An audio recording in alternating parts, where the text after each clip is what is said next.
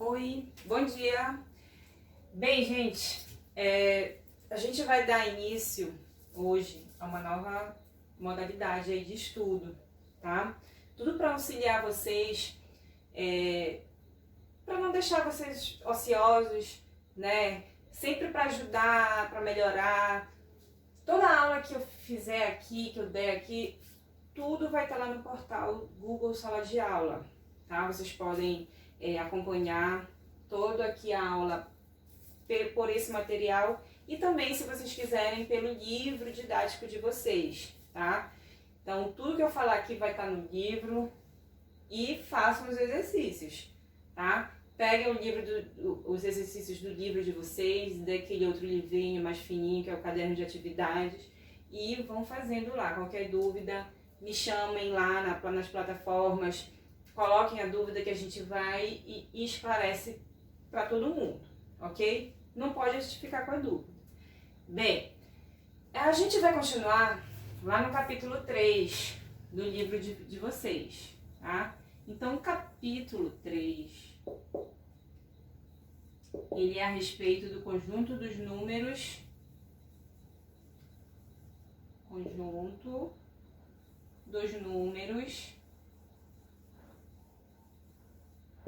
reais. A gente vai relembrar aqui essa situação, tá? Dos conjuntos numéricos, ok? Então, primeiramente, vamos relembrar o que significa, qual é o significado de conjunto, tá? Conjunto é um agrupamento, é uma reunião de elementos. No caso aqui dos conjuntos numéricos, esses elementos são os números, tá? Bem, o conjunto dos números reais, ele é representado por esta letra R maiúscula com essa barrinha, ok? Tá, o conjunto dos números reais, ele é formado por outros subconjuntos, né? Que a gente chama, esses outros conjuntos a gente chama de subconjuntos. Então, o subconjunto dos números naturais, tá? Ele é formado pelos elementos 0, 1, 2, 3, 4. Parou aqui? Não. Continua. Ele é um conjunto infinito. Esse símbolo aqui, as reticências representam isso. Que o conjunto é o quê? Infinito. Certo? Outra coisa. Isso aqui é uma outra forma de eu representar conjuntos, tá? Porque quando a gente fala em conjunto, a primeira coisa que a gente lembra, a primeira forma de representar conjuntos é através, né, do diagrama, tá? Então aqui dentro a gente reúne elementos, no caso de conjuntos numéricos, a gente reúne aqui elementos, tá? Certo? Isso aqui é uma forma de representar conjuntos. E essa aqui é outra forma de representar conjuntos. No caso aqui é a forma tabular e aqui é a forma do diagrama, certo? Bem, a gente vai utilizar mais essa forma aqui, ok? Então, o conjunto dos números naturais também tem um subconjunto do conjunto dos números naturais, tá? Que é o N com esse símbolozinho aqui. Esse símbolo é chamado asterisco. Toda vez que ele aparecer, significa que é sem o elemento zero, tá? Então, eu tenho aqui 1, 2, 3, 4, e assim se expande infinitamente naquele sentido ali, certo? Bem, além dos naturais, a gente também tem o conjunto dos números inteiros, que é representado por essa letra Z maiúscula com esta barrinha aqui, tá? O conjunto dos números inteiros, ele é formado pelos naturais e com a inclusão dos números negativos, tá? Então, ele se expande nesses dois sentidos aqui, ó. Naquele sentido e se expande nesse sentido aqui. Só que neste sentido aqui são os naturais, são os negativos, tá? Então, ele vem aqui, ó. Menos 3, menos 2, menos 1, passa pelo zero e continua se expandindo naquele sentido lá. 1, 2, 3, 4, e assim continua, tá? Assim como os naturais, o conjunto dos números inteiros, eles também têm subconjuntos, tá? Um exemplo do conjunto, de um subconjunto de Z, é o Z com asterisco. Significa o quê? Que são os números negativos e os números positivos, sem o elemento zero, né? Então, menos 3, menos 2, menos 1, 1, 2, 3 e assim continua. Certo? Só tem esses? Não, né? Então tem outros conjuntos aqui, né? Então vamos apagar.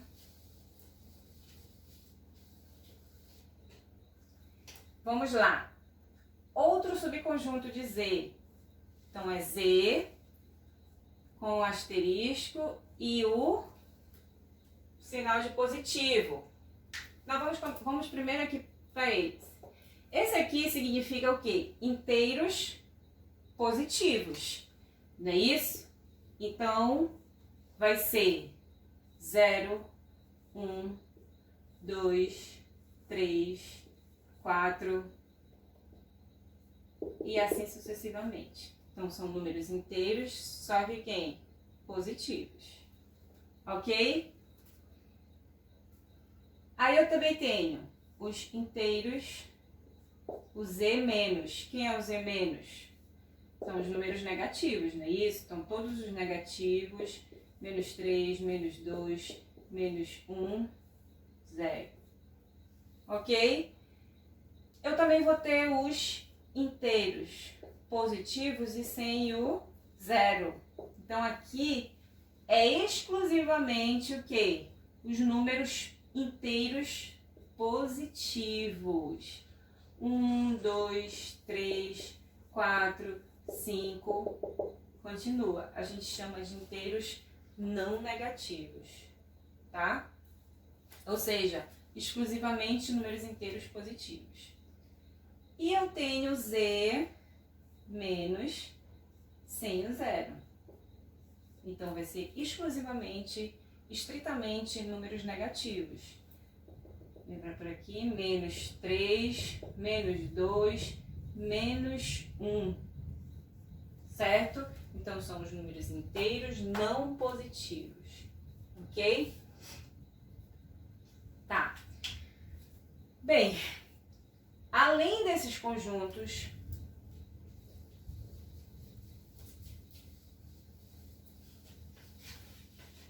o outro conjunto aí que já é nosso, já é conhecido, né?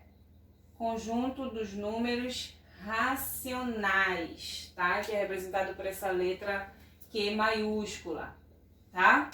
Então, o conjunto dos números racionais, ele é representado dessa forma aqui, ó. A sobre B, ou seja, uma fração, tá? Então, o resultado, toda fração é uma divisão, ok? E o resultado da divisão aqui, ó, o resultado disso aqui é chamado de quociente, não é isso? Então, por isso que a letra Q de quociente, essa forma aqui, quociente, ok?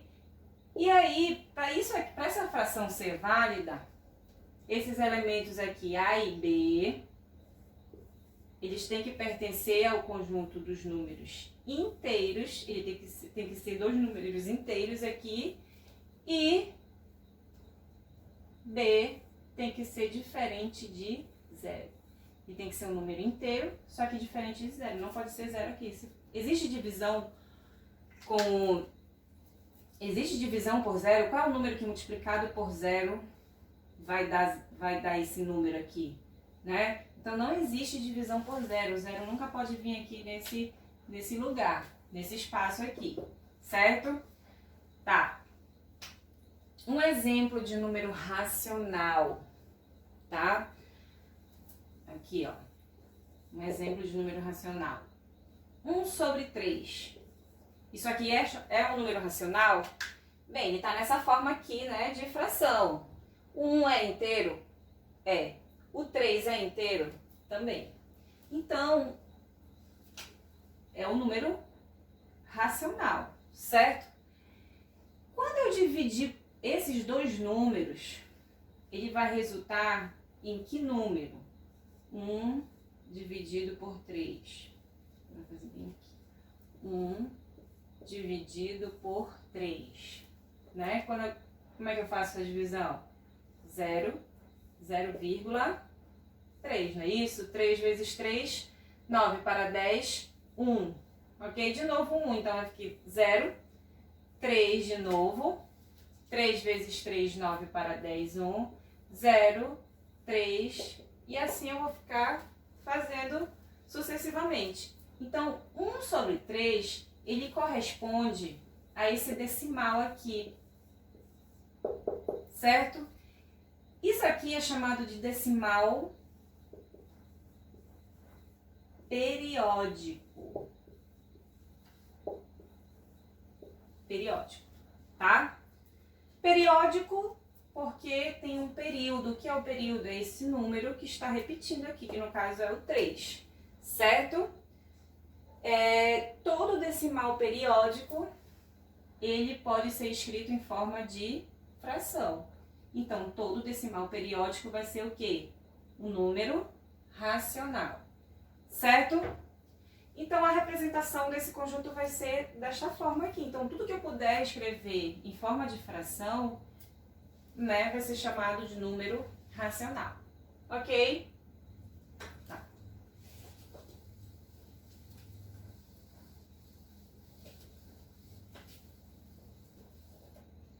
Conjunto dos números irracionais agora, certo? Vou colocar aqui, irracionais. Esse conjunto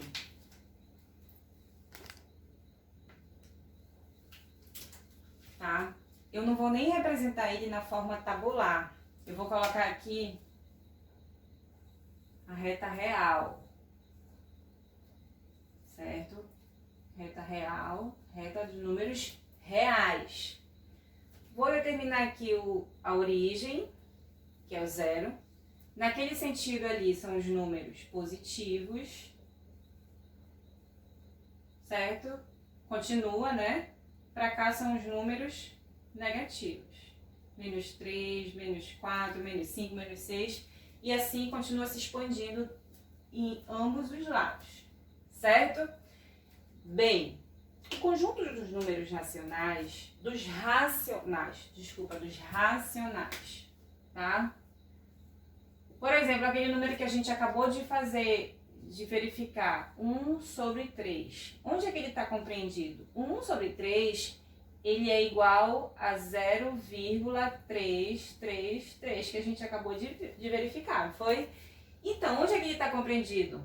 Ele está entre quais números? Ele é 0,333. Então, ele é 0, está por aqui, ó. Certo? Ele está compreendido aqui. Então, aqui é 1 terço, ou 0,333, certo? E o conjunto dos números irracionais, né? Bem, os irracionais é esse caso aqui, ó. Raiz quadrada de 2, tá? Esse número aqui, ele é um número quadrado perfeito? Não, né? Porque como é o número quadrado perfeito? É aquele que o número que multiplicado por ele mesmo, né, vai gerar um número aqui na raiz quadrada. Por exemplo, raiz de 4. O 4 é um número quadrado perfeito. Por quê? Porque 2 vezes 2 é 4. Então, a raiz quadrada de 4 é igual a 2, certo? Raiz quadrada de 16. O 16 é um número quadrado perfeito. Por quê? Porque 4 vezes 4 é 16. Então, a raiz quadrada de 16 é igual a 4. Tá? Raiz quadrada de 8. O 8 é um número quadrado perfeito. É só a gente pensar. Qual é o número que multiplicado por ele mesmo que vai dar 8? Não sei, né? Não tem. E o raiz de 2, raiz quadrada de 2? É a mesma coisa. Qual é o número que multiplicado por ele mesmo vai ser 2? Então, o 2 não é quadrado perfeito, certo? Bem, a raiz de 2, eu vou fazer aqui na calculadora, porque a gente só consegue encontrar um número aproximadamente se eu fizer na raiz quadrada de... se eu fizer aqui na calculadora. Então, eu vou digitar raiz quadrada de 2 e o resultado é esse valor aqui, ó. Dá para enxergar. 1,4142, certo? Tá? E aí eu vou colocar aqui para vocês.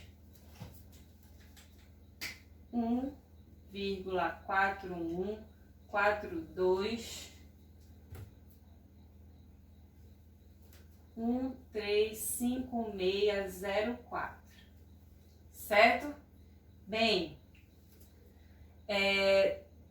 esse número ele continua aqui, né? Porque não tem mais espaço lá no visor do tablet, né? Da calculadora. Mas esse número ele continua aqui. Professor, isso aqui pode ser chamado de dízima periódica? Periódica, período, tem algum número que se repete aqui? Aparentemente não tem nenhum. Esse número aqui, esse número todo, eu não sei se ele vai repetir, né? Quem sabe, quando chegar bem aqui, nesse momento, ele começa a repetir aqui, 41, 42, 13, 5604, tá? Bem, esse número aqui, não tem como a gente ter uma certeza sobre ele, diferente deste número aqui, que é o 0,3333, e eu consigo ver, eu consigo ter certeza que esse número aqui é uma dízima periódica, porque o número 13 está repetindo aí, eu estou enxergando ele, certo? Se repetindo.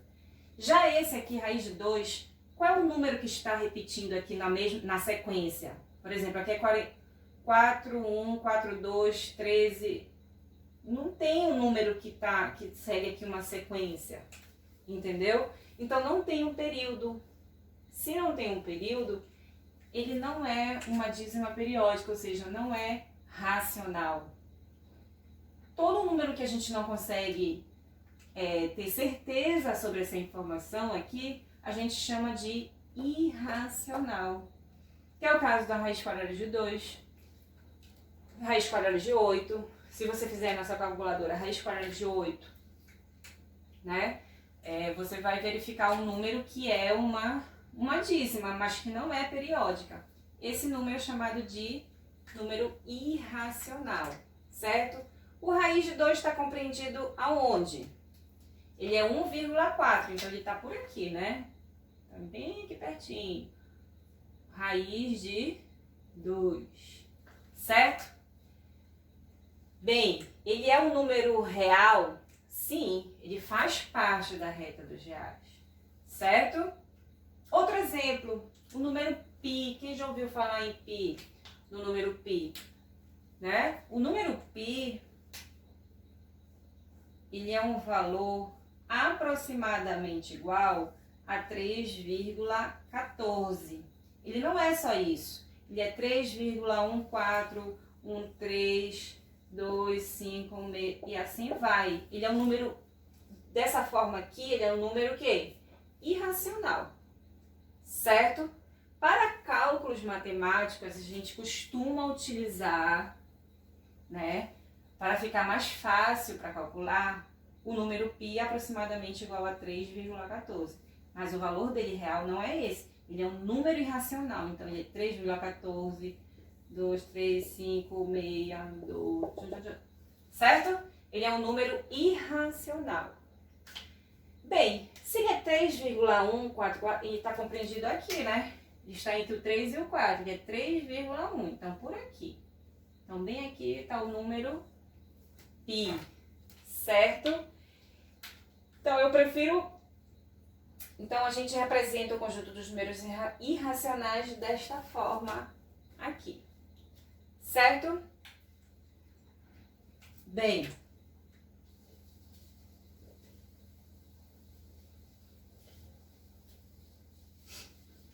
como é que eu posso representar, através de diagrama, todos esses conjuntos que a gente viu agora? Bem, qual foi o primeiro conjunto que a gente verificou? Conjunto dos números reais. né? E a gente viu que o conjunto dos números reais, ele é formado pelo conjunto dos números naturais, certo? Então, aqui estão todos os números naturais, ok? A gente viu que o natural, o conjunto dos números naturais, ele é um subconjunto de Z, de inteiros, ou seja, ele está aqui dentro. Então, N está contido em Z, certo? Então, os naturais, o conjunto dos números naturais está contido no conjunto dos números inteiros, certo?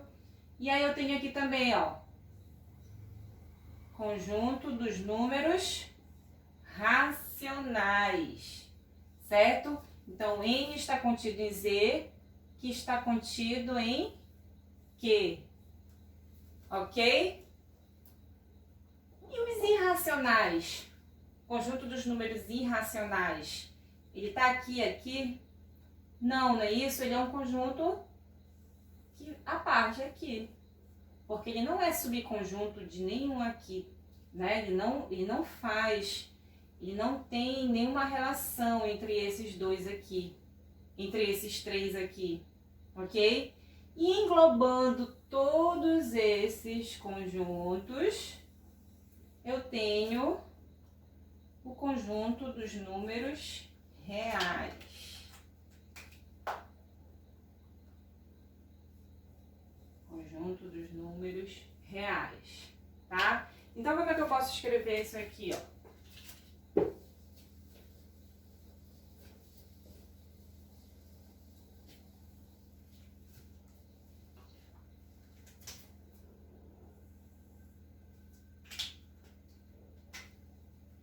O conjunto dos números naturais está contido no conjunto dos números inteiros, que está contido no conjunto dos números racionais, que está contido no conjunto dos números reais, certo?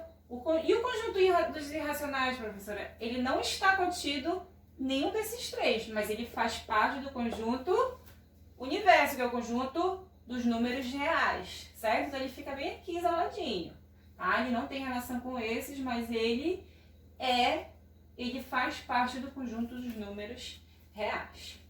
Ok, pessoal? Então, a gente já se lembrou aí, né? Já fez uma revisão aí do conjunto dos números reais, certo? Bom dia a todos!